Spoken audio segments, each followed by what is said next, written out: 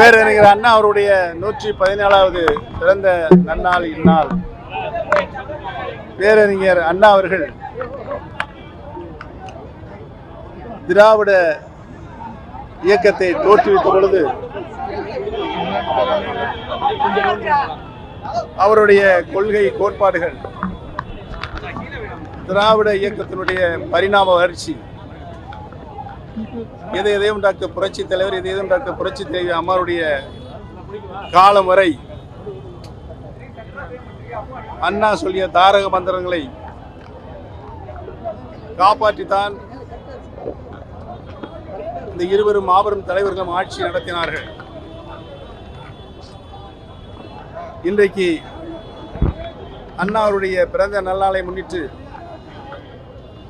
விரிந்து கிடக்கின்ற அனைத்து இந்திய அன்னார முன்னேற்ற கழகத்தினுடைய சக்தியில் அனைவரும் ஒன்று சேர்ந்தால்தான் மீண்டும் புரட்சி தலைவர் எம்ஜிஆர் அவர்கள் எந்த நோக்கத்திற்காக இந்த இயக்கத்தை உருவாக்கினார்களோ அந்த இயக்கத்தினுடைய கொள்கையில் கோட்பாடுகள் கீழ்த்தட்டு மக்கள் மேற்தட்டு மக்களுக்கு இணையாக தங்களுடைய வாழ்க்கை நடைமுறையை கொண்டு வந்து அந்த மக்களுக்கு சேர்த்திட வேண்டும் என்று இருவரும் தலைவர்களும் 50 ஆண்டு கால அனைத்து இந்திய அன்னார முன்னேற்ற கழகத்தினுடைய வரலாற்றில் 30 ஆண்டு காலம் ஆளுகின்ற பொறுப்பை தமிழக மக்கள் பெற்று நாட்டு மக்களுக்கு அவருடைய நல்வாழ்விற்கு என்ன தேவையோ அதைத்தான் புரட்சி தலைவர் எம்ஜிஆரும் புரட்சி தலைவி மாண்புமிகு அம்மா அவர்களும் தங்களுடைய பொற்கால ஆட்சியில்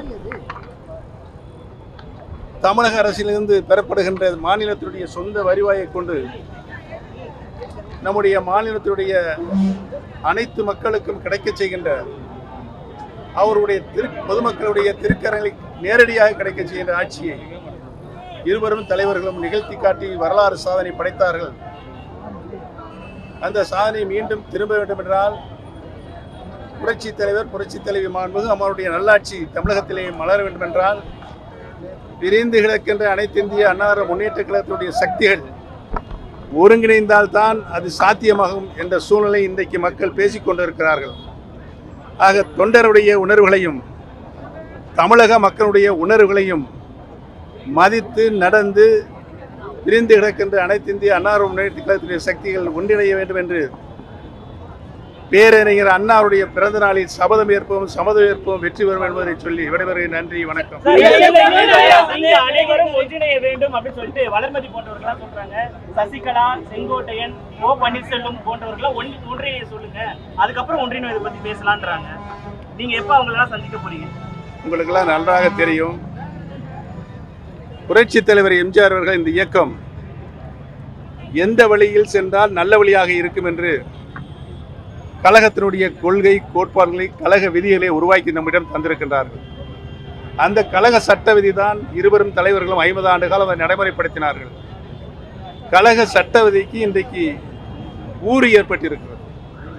அவர்கள் கண்ட கனவை நனவாக்குகின்ற நிலையில் இன்றைக்கு சட்ட விதி இல்லை. ஒரு சாதாரண தொண்டர் கூட கழகத்தினுடைய பொதுச் செயலாக வரலாம் என்ற சட்ட விதி இன்றைய விதியும் இருந்தது. அந்த விதியை இன்றைக்கு காற்றிலே பறக்க விட்டு இருக்கின்றார்கள். அதற்கு இன்றைக்கும் நீதிமன்றத்தில் வழக்கு இருக்கிறது. அந்த வழக்கும் நடைபெற்றுக் கொண்டிருக்கிறது. சென்னை உயர்நீதிமன்றத்தில் சிவில் சூட்டில் அந்த வழக்கு 6 வழக்குகள் நடைபெற்றுக் கொண்டிருக்கிறது. அந்த வழக்கு முடியும் என்று நான் உறுதியாக நம்புகிறேன். அந்த அடிப்படையில் கழகம் ஒன்றிணைய வேண்டும். தலைவர்கள், நீங்கள் சொன்ன தலைவர்கள் இணையவில்லை என்று சொன்னால் தொண்டர்கள் இணைந்து இந்த இயக்கத்தை காப்பாற்றுவார்கள். மாண்புமிகு செங்கோட்டையன் அவர்களை நான் தொடர்ந்து நானும் அவரை பேசிக் கொண்டிருக்கிறேன், அவரும் என்னுடன் பேசிக் கொண்டிருக்கிறார்.